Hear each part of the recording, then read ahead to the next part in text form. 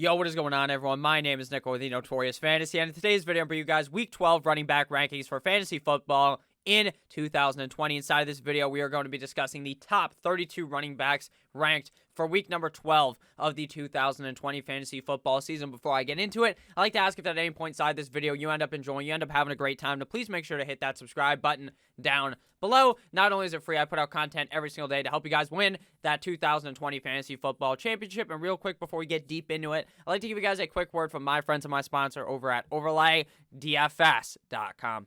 OverlayDFS.com is my favorite place to play daily fantasy sports on the whole World Wide Web. On Overlay DFS, they have this simple game called the Matchup Shop. It's so easy, anyone can do it, and I am pretty successful at doing it. Matchup Shop. So all you got to do is pick one player out of all these. You just choose. In the matchups, there will be more open, obviously, on Sunday. Justin Herbert or Josh Allen? Who scores more fantasy points? Josh Allen -4 or Justin Herbert +4? Who scores more fantasy points? Cam Newton +5 or Kyler Murray -5. It is that simple, and you can bet any amount you want. You can go anywhere from $1 all the way to, I think, $3,000 is the max bet, so you can do whatever you want on here. OverlayDFS.com. You guys do so much research all week to win your matchups, so why not get some extra cash on the side on OverlayDFS.com. And we are back. Let's get into it. Week 12 running back rankings. We begin with running backs 1 through 12. Now, right now, as I'm recording this will be the most recent video out. I'm recording this at 6:30 p.m. Eastern Standard Time. Now, there is definitely some big news coming out of this Denver Broncos game. All 4 of the quarterbacks of the Denver Broncos have tested positive with the coronavirus. So what does this mean? There's potential for Royce Freeman to be starting at running back, but he's not going to be the running back. He's going to be the starting fucking quarterback on the team. Potentially. Now, is that 100%? No, because I was reading Judy might play quarterback. They have this other guy in the practice squad who they may be able to play quarterback. But as of right now, it is a very dicey situation over there for the quarterback position. So if Rolls-Royce ends up playing, he's definitely a sneaky start at the running back position if he's playing quarterback. So Dalvin Cook is my #1 running back going up against the Carolina Panthers this week. It's hard to dispute Dalvin Cook as not being the #1 guy ranked at the running back position on a weekly basis. This is just too simple of a pick to put him at #1. He's just been so good as of recently. Unless he gets hurt, knock on wood, let's hope he doesn't. He's just a certified beast in every single game, especially up against a not-so-hot Carolina Panthers defense. And #2, we have D-Rock Henry at the Indianapolis Colts. Now, the Indianapolis Colts run defense definitely gave Derrick Henry a run for his money last time these two teams faced off, and they actually kind of contained Derrick Henry. Now, Henry hasn't had too many amazing games thus far this season where he's like the #1 running back, but this week, it's starting to get fucking cold, and when it gets cold, Derrick Henry becomes a built different kind of species. Now, I understand, Nick, you know the Indianapolis Colts play in a dome at Lucas Oil Stadium. I do know that, but it's okay because Derrick Henry is going to have a game of his career. #2 running back on the week. And #3, we have AK, Alvin Kamara at the Denver Broncos. Now, definitely the quarterback change here will affect Alvin Kamara because now they're going to be up by 7 million points. Well, now I just got another alert, so, this is just some live alerts here. Per team source, looking more and more like former Wake quarterback, current Broncos PS wide receiver, practice squad wide receiver, Kendall Hinton will be quarterback tomorrow, not Royce Freeman, so who knows? Who knows, to be honest with you. Alvin Kamara, though, when it's not a typical quarterback playing, they're going to be up by 1 million. They're going to run the ball, so Alvin Kamara should be able to have a great game. And #4, we have Big Dick Nicholas Chubb at the Jacksonville Jaguars. This is one of the easiest matchups you can get as a running back up against the Jacksonville Jaguars. When you're a runner that runs as hard as Nick Chubb, that scores as many fantasy points as Nick Chubb, you have to throw him inside the top 5 here in a very cupcake matchup. At #5, we have Aaron Jones versus the Chi-Town Bears. Now, I understand the Chi-Town Bears front 7 is scary, and the Bears have an overall pretty decent defense. Decent's kind of an understatement. They have a pretty good defense. But Aaron Jones, at the end of the day, is one of those mainstay top 6 running backs in fantasy football. He's a guy that gets a heavy enough workload that it doesn't really matter which defense he's playing against, so I like Jones at 5. And #6, we have Miles Sanders versus the Seattle Seahawks. Now, Miles Sanders is just getting bitch-slapped around by Doug Peterson. You're thinking he's going to have a big game. It's a soft-serve matchup. Bitch, get the fuck out of here because Doug Peterson slaps you right in the goddamn face because he just takes him out and someone else scores a touchdown.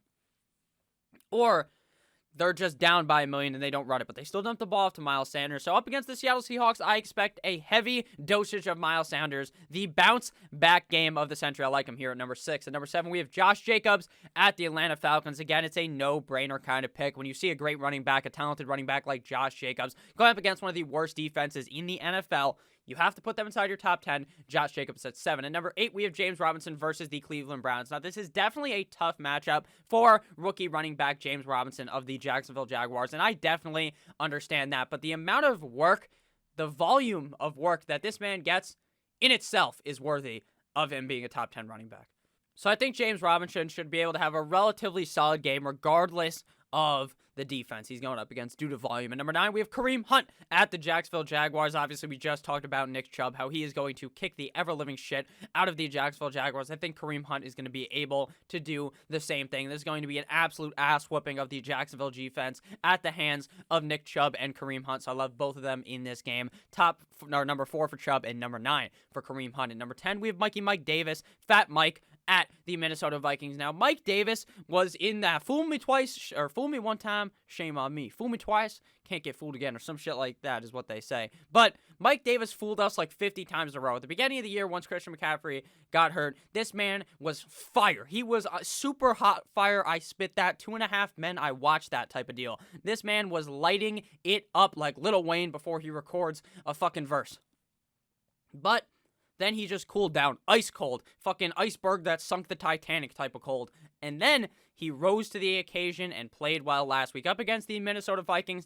I am all bought back in on the Mike Davis train up against the Minnesota Vikings this week. At number 11, we have C.E.H. Clyde Edwards-Helaire at the Tampa Bay Buccaneers. Now, Clyde Edwards-Helaire hasn't had the greatest rookie season you've ever seen from a running back, but he does get a majority of the volume. It seems like they added Le'Veon Bell for no fucking reason, so he seems to be a non-factor towards this offense. I think this game is going to be close, and it's going to be a game where the Kansas City Chiefs are going to want to run the ball in certain spots, and he also gets a lot of dump-offs on the team, so I got him as a top 12 running back on the week. Closing in the top 12, I know, you're thinking, Nick, why is Wayne Gallman your number 12 running back? And I understand that. But up against Cincinnati, he's going to easily be able to run through them. Up against Cincinnati is his best matchup he's had in a while, and he's been scoring 12-plus PPR points in the last 4 games.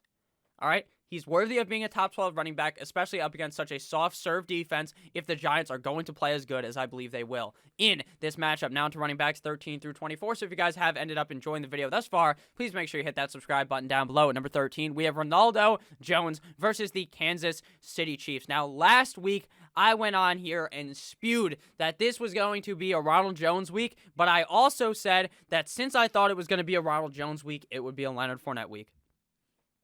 And that's what we saw. When you think it's going to be one guy, it's always the other. So I think it's going to be Leonard Fournette. So I have mentally done gymnastics in my brain to reverse engineer my own thinking into moving Leonard Fournette back to the back of the rankings and Ronald Jones all the way up to the top. I like Ronald Jones here up against the Kansas City Chiefs. At number 14, we have Chris Carson returning to the lineup, likely in this game up against the Philadelphia Eagles on Monday. This is a great spot for Chris Carson. He's been an overall reliable running back for fantasy football. When healthy, so I'll slot him in here at number 14. Obviously, tentative because he's coming off of an injury. If he wasn't injured, he'd probably be a top 5, maybe not like a top 10 running back this week. At number 15, we have another guy who's coming back, Austin Eckler at the Buffalo Bills. Now, I am going to be cautious with Austin Eckler. If you have other running backs around here, I would rather play them than Austin Eckler up against the Buffalo Bills. But in my opinion, the upside here is immense. He came back a little earlier than what I felt like was going to happen. But at the beginning, when he got injured, it felt like he was going to only be gone a couple of weeks. And then it went on to like fucking 8 weeks or something crazy. But now he's back. So I'm firing him up. And I'm going to be confident about it. You want to know why? Because he is in my starting lineup. I am playing him this week. Now, you don't have to play him this week. I understand that. If you're a little nervous, and rightfully so, up against Buffalo, you can sit him. But I'm firing him up. I think him and Justin Herbert were there's nothing to compare them to. They were just dink and dunk fucking... It was just amazing. When fucking Tyrod Taylor was the starting quarterback, Austin Eckler sucked ass. Now, Austin Eckler was just whooping ass until he ended up getting hurt. So I like Eckler here as a top 15 running back. And going down the rest of the season, I think he has top 5 potential. Coming in at 16, we have Kenyon Drake at the New England Deflatorious. Last game Kenyon Drake played, he looked good. Looked good up against the Seattle Seahawks. They had a bye last week. I expect Kenyon Drake to play great again. He's just kind of I don't know. The issue with Kenyon Drake is I sung the praises of him. I said, oh, fantasy football lords, I love Kenyon Drake. I'm like, what are those called? A gospel singer.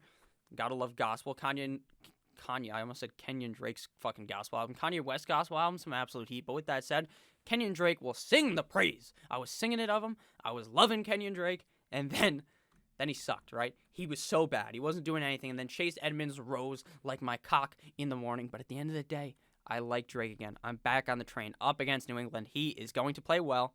Bet on it. Troy Bolton. Kenyon Drake, top 16 running back. At number 17, we have Giovanni Bernard, everyone's favorite Italiano running back, going up against the New York Football Jets.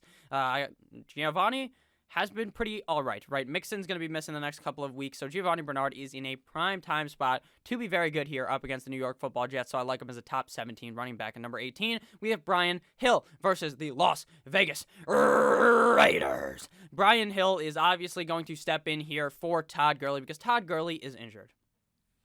And this is a good spot for it because the Vegas Raiders defense ain't that great up against the run. And Brian Hill, pretty solid running back. Now, the one issue with Brian Hill is he's very inconsistent. Last year, he became the starter after Devontae Freeman ended up going down, and he was very inconsistent. Some games he lighted up, other games he just didn't look very spectacular. So that's why I've got him as a top 18 running back, not putting an overwhelmingly amount of respect on his name, right? Not saying he's like the second coming of fantasy football, Jesus Christ, but I still like the guy. I think Brian Hill is going to be successful this week as a top 18 running back. At number 19, we have Nyheim Hines versus the Tennessee Titans. Now, Jonathan Taylor has his big game. I finally apologized to the motherfucker. I'm like, you know what? Maybe I was wrong about Jonathan Taylor. But then Jonathan Taylor gets the coronavirus. Now, obviously, not his fault. Unless he was going out there doing stuff that you're not supposed to do, which I have no idea if he was, then obviously then it's bad on him. But otherwise, it's just fucking happenstance that he ended up getting it, obviously. The fact that you're playing in the NFL, you have a higher chance of getting it because you're fucking playing around with a bunch of men playing fucking football, so there's a higher chance you get it. So Nyheim Hines, now my praise will be sung for him. He has looked good in spots this season. The issue is his inconsistency. But does the inconsistency come because Jonathan Taylor is there? Maybe. So without Jonathan Taylor, I like him here at running back 19. At number 20, we have DH, not designated hitter. We're talking Damian Harris versus the Arizona Cardinals. Damian Harris has been a non-household name out of Alabama. Not a guy that everyone's singing the praises of, but has been great as of recently. He was a guy in fantasy football drafts that was very high on, ends up getting hurt, and then a lot of people cut him. And then as of recently, this guy's been amazing. He does not catch a single fucking pass. He caught one last week, and I thought that it was fake fucking news that I read that he caught a pass because they never looked to throw the ball to him. But with that said, without Rex Burkhead now on the team because he tore his ACL, it seems like it's going to be Damian Harris, top running back 2-esque type of weeks every single week. At number 21, we have Chase Edmonds at the New England Deflatriots. Now, I kind of sung the praises of Kenyon Drake, but Chase Edmonds has been fine as well. Edmonds looked good the last time they played against Seattle. So did Kenyon Drake. So I'm so comfortable starting Chase Edmonds. But now my heart, Kenyon Drake has more upside. At number 22, we have Gus Bus Edwards at the Pittsburgh Steelers. Now, Gus Edwards has been good, frankly. He's been good last year and other years when he's been on the team in spots. Last week he played like shit, but now he's the only running back on the team. But the question is, can Dobbins and Ingram play now that the game is on Tuesday? I don't know. I don't think so, but I've read this so many times that it concerns me. So I like Gus Edwards here up against the Steelers, but I'm still, again, not sure if this game's even going to end up playing. At number 23, we have Benny Snell versus the Baltimore Ravens. This is a great spot for him because James Conner got corona. Obviously, very sad for James Conner. James Conner's a cancer survivor, so obviously he's at higher risk of this being very serious. So I hope that James Conner is okay. Obviously, I don't want any fucking player in the NFL to get corona and it impact their whole fucking life. So Benny Snell in a good spot here. I like him up against the Baltimore Ravens. He has been good in spots last year when Connor was hurt as well. At number 24, we have David Montgomery at the Green Bay Packers. Right here at the rankings is when it turns to complete and utter shit because I don't know what to do with David Montgomery. He doesn't get the correct usage. Kissing Titties Mitchell Trubisky is going to be in the game, so they're not going to be able to move the ball a lot, which means they're not going to be able to run the ball a whole lot in this game. But the touchdown upside is always there for him, so that's why he's a top 24 running back on the week. Now to running backs 25 through 32. Again, if you have ended up enjoying, please make sure to hit that subscribe button down below. At number 25, we have old man Frankie Frank Gore versus the Miami Miami Dolphins. Now, the Dolphins ran a train on like they were in a video that's not on the YouTube, but it's on the other tube. It's the opposite of blue, technically. That tube. Red tube. We're talking here, folks. Frank Gore has looked all right. Michael P. Ryan is now not out for the season, now for at least a couple of weeks, so this puts a good spot for Frank Gore. So I think Frank Gore is competent enough to be the running back in this game that you can start, but again, his upside is limited because I think the Dolphins defense looks much better this week. At number 26, we have Jordan Wilkins versus the Tennessee Titans. Again, Jonathan Taylor going to be missing this game, which puts a good spot in here for Mr. Jordan Wilkins, so I like him here as a top 26 running back. Again, the upside is just a real high upside play, but the floor is literally nothing. Like, he could score you fucking negative points. At number 27, we have Darrell Henderson versus the San Francisco 49ers. Now, it appears that Cam Akers and friends are now all going to be involved in this backfield, so it's a real stay away kind of situation, in my opinion, for these LA Rams running backs. I really have no idea what to think of any of them if they're all going to be getting touches. Number 28, we have James White versus the Arizona Cardinals. Now, James White hasn't done shit this season. He was a guy I really touted highly in the draft and was just irrelevant for fantasy football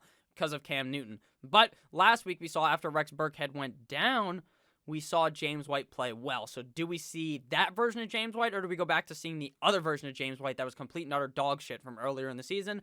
I don't know. That's why I got him as running back 28. I would lean more towards him getting more work, but again, you never really know with Cam Newton. At number 29, we have Jamal with 2 A's. Williams going up against the Chicago Bears. Now, Jamal Williams has been a low-key guy that you can start in deeper kind of leagues because he's been scoring a decent amount of points. He has been scoring touchdowns in games to be worthy of starting in fantasy football, so I do like Mr. Jamal Williams here versus the Chicago Bears as a deeper league kind of a start. At number 30, we have Melvin Gordon, and at 31, we have Phillip Lindsay. Again, I have zero confidence in either of these guys. Now it seems like the wide receiver is going to be playing fucking quarterback, so it's going to be a real weird game in Denver. I don't like either of these guys. I feel like they're parasitic to each other. One game, you'll think one of them will do good, and then they just eat into each other's workload, and none of them end up doing anything unless one of them is hurt.